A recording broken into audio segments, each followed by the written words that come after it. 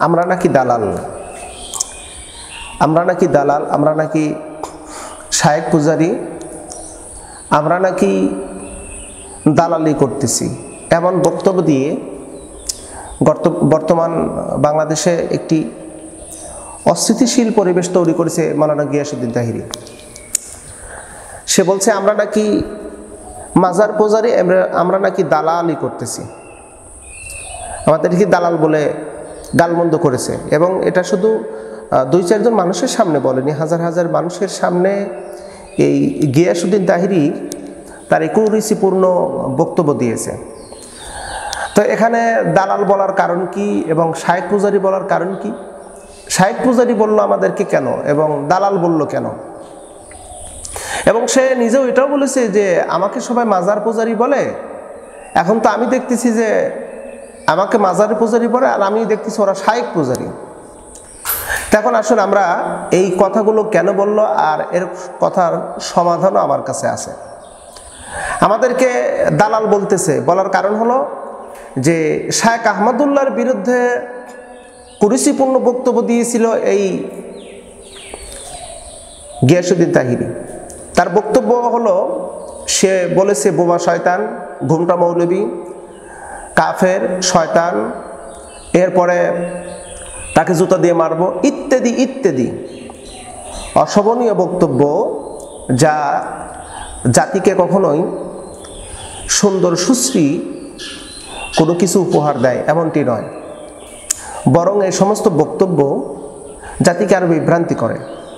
যে একজন ইসলামী বক্তা, আমি ইসলামিক বক্তাই বলি, সে নিজেকে আলেম বলেও দাবি করে, তো একজন আলেমের মুখ দিয়ে এই সমস্ত বিশ্রী ভাষা কেমনে শোভনীয় হয়, কিভাবে শোভনীয় হয়? এখন শায়েখ আহমদুল্লাহর পক্ষ নয়, বরং শায়েখ আহমদুল্লাহ তিনি কোন কথাটা বুঝাইতে চেয়েছিলেন এই কথাটাকে ওলামায়ে কেরাম আমরা জাতির সামনে তুলে ধরেছি। যে গিয়াসউদ্দিন তাহিরি আপনি যে কথাটা বলে জাতিকে বিভ্রান্ত করতেছেন, এমন কথা শায়েখ আহমদুল্লাহ বলেন নাই। আপনি প্রথম অংশ শুনেছেন, পরের অংশ শোনেননি। আমরা কিন্তু একটা বিষয়ে পরিষ্কার, যে কোনো একটা সাইনবোর্ডে লেখা আছে যে এখানে পেশাব করিবেন না, পেশাব করিলে 200 টাকা জরিমানা। লেখা রয়েছে এখানে পেশাব করিবেন না, পেশাব করিলে 200 টাকা জরিমানা। তো আপনি লেখাটাকে আপনি ডিভাইজেশন না করে, বিভক্ত না করে, আপনি এখানে দেখলেন যে এখানে পেশাব করিবেন না করিলে 200 টাকা জরিমানা। অর্থাৎ প্রথম অংশ আপনি ধরলেন, শেষের অংশটা আপনি ধরলেন না, অথবা শেষের অংশটা ধরলেন, প্রথম অংশটা ধরলেন না, তাহলে জাতি বিভ্রান্তি হয়ে যাবে। শায়েখ আহমদুল্লাহ তিনি যে বক্তব্যটা দিয়েছিলেন আল্লাহ নবী সাল্লাল্লাহু আলাইহি ওয়াসাল্লাম সম্পর্কে, নবী হওয়ার সম্পর্কে, তিনি কখন নবী হয়েছেন প্রশ্ন তাকে করা হয়েছে। তো যাই হোক, আপনি এই বক্তব্যের সারসংক্ষেপটা নিয়ে আপনি কুরুচিপূর্ণ বক্তব্য দিয়েছেন, এটা মোটেই শোভনীয় হয়নি, মোটেও ঠিক হয়নি। আপনি একজন আলেম, আপনি একজন বক্তা, আপনার মুখের দিকে, আপনার চোখের দিকে, আপনার দিকে শত শত ক্যামেরা তাক লেগে আছে, ক্যামেরা তাকিয়ে আছে, আপনাকে প্রতিনিয়ত ফলো করতেছে। আপনি কি বলেন সেটা ক্যামেরায় রেকর্ড হয়ে যায়। তো আপনি যেভাবে ভাইরাল হয়েছেন, আপনি যেভাবে মানুষের কাছে পরিচিত হয়েছেন, মাঝে মধ্যেই আপনি আবল তাবল কথা বলেন, যেগুলো নিয়ে ফানি করা হয়, যেগুলো নিয়ে উপহাস করা হয়, যেগুলো নিয়ে ঠাট্টা করা হয়, এই সমস্ত বিষয় আপনি বলে বলে জাতির সামনে আজকে পরিচিত। তবে আপনাকে কি বলবো, আর বলতে গেলে অনেক কথা চলে আসে। আপনার বিষয়ে আমরা হতভম্ব হয়ে গেছি। তো আপনি এমন কিছু বলবেন আর আলেম ওলামা কথা বললেই দালাল হয়ে যাবে? আপনি অশোভনীয় আচরণ করবেন, জিকিরের নামে ফাজলামি করবেন, মাজার পূজা করবেন, পীর পূজা করবেন, এগুলো ওলামায়ে কেরাম বললেই ওলামায়ে কেরাম দালাল হয়ে গেল? ওলামায়ে কেরাম দালাল হয়ে গেল? হ্যাঁ, এমন দালালি, এমন কথা বলাতে যদি দালাল হতে হয়, তো এরকম দালাল 1000 বার হতেও কোনো আপত্তি নেই, 1000 বার হতেও কোনো আপত্তি নেই। হ্যাঁ, আরেকটি কথা, শায়েক পূজা, শায়েক পূজারি, শায়েক পূজারি কি? আমরা শায়েক পূজারি না, শায়েখ পূজারি না, শায়েখ আহমদুল্লাহ কেন, আমাদের মধ্য থেকে যদি কোনো আলেমে দ্বীন যদি ভুল করে, যদি কোনো ভুল করে, আর সেই ভুলটা যদি কোরআন হাদিসের ডাইরেক্ট সাংঘর্ষিক যদি হয়ে যায়, তাহলে তাকে ক্ষমা করার কোনো সুযোগ থাকবে না। তাকে চূড়ান্ত শাস্তি আমরা দেবো এবং তার বিরুদ্ধে কথা বলতে আমরা দিতে সংকোচ করব না।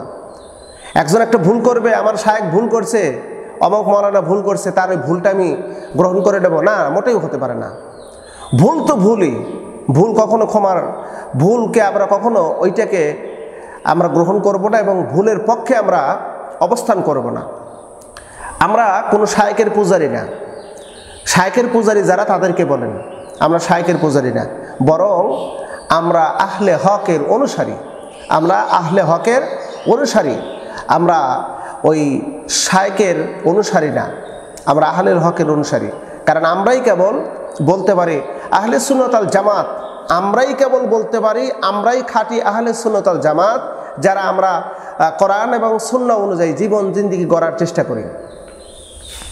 আর যারা তোমরা যে সমস্ত কথাগুলো বলতেছো, তোমরা কিভাবে নিজেদেরকে আহলে সুন্নাত আল জামাতের দাবিদার, তোমরা কেমনে সুন্নিয়তের দাবিদার, যেখানে সুন্নতকে বিসর্জন দেওয়া হচ্ছে, যেখানে মাজারকে প্রাধান্য দেওয়া হচ্ছে, যেখানে শেরকে প্রাধান্য দেওয়া হচ্ছে, যেখানে পীরকে সেজদা করার প্রাধান্য দেওয়া হচ্ছে, যেখানে মানুষের ব্রাজ্যে এই জন্মদিন উপলক্ষে তারা অনুষ্ঠান করা হচ্ছে, যেখানে কবরের সামনে ফুলের তোড়া দিয়ে, ফুল দিয়ে 1 বছর পর তার কবরের পাশে ফুল দিয়ে, মানে এটা কী বলা হয়, অনুশোচনা, বেদনা, এগুলো স্মরণ করা হচ্ছে।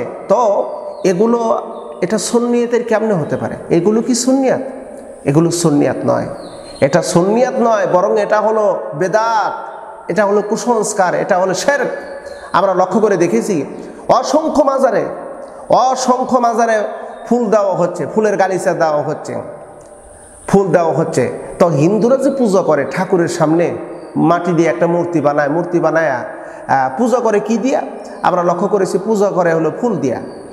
ওই তাদের দেবতার সামনে পায়ের কাছে ফুল রেখে আসে, হাত উঁচু করে, দুহাত করজোর করে তাদের মূর্তির সামনে কি বলে, ওদের ব্যক্তিগত ধর্মীয় বিষয়, ওইটা আমি বলতে চাচ্ছি। আমি দৃষ্টান্ত দিচ্ছি যে হিন্দুরা যদি ফুল দিয়ে দেবতাকে পূজা করে, তাহলে আমি যদি কোনো কবরের স্থানে ফুল দেই, তাহলে কি হবে? এটাও তো পূজা হয়ে যাবে, শিরক হয়ে যাবে। তো আমরা এই কথাটা বলতে চাই দীপ্ত কণ্ঠে, তোমরা যারা সুন্নিয়তের দাবিদার, মোটেও তোমরা সুন্নি নয়, বরং তোমরা পূজারী। তোমরা সুন্নি নও, তোমরা পূজারী। সুন্নি তারাই দাবিদার করতে পারে যারা কেবলমাত্র শুধুমাত্র আল্লাহ নবী সাল্লাল্লাহু আলাইহি ওয়াসাল্লামের আনিত ধর্ম, বিশ্বনবী সাল্লাল্লাহু আলাইহি ওয়াসাল্লামের দেওয়া সুন্নত তারা কায়েম করেছে, প্রতিষ্ঠিত করেছে এবং মানুষের সামনে প্রচার করেছে, যেটার মধ্যে বেদাত নাই, যেটার মধ্যে কোনো কুসংস্কার নাই, যেটার মধ্যে কোনো শিরকিয়াতের গন্ধ নাই, সেটাই হলো মূলত সুন্নি। তো যারা আমাদেরকে শায়েখ পূজারি এবং আমাদেরকে যারা শায়েখ পূজারি বলে, আমাদেরকে যারা দালাল বলে, আমরা বলতে চাই আমরা দালাল না, আমরা শায়েখ পূজারি না, আমরা আহলে হকের অনুসারী এবং আমরা একজন মানুষ সত্য কথা বলবে, হকের পথে চলবে, তার সাথে আছি, তার পক্ষে আছি। আসুন আমরা সবাই এক দলভুক্ত হয়ে যাই।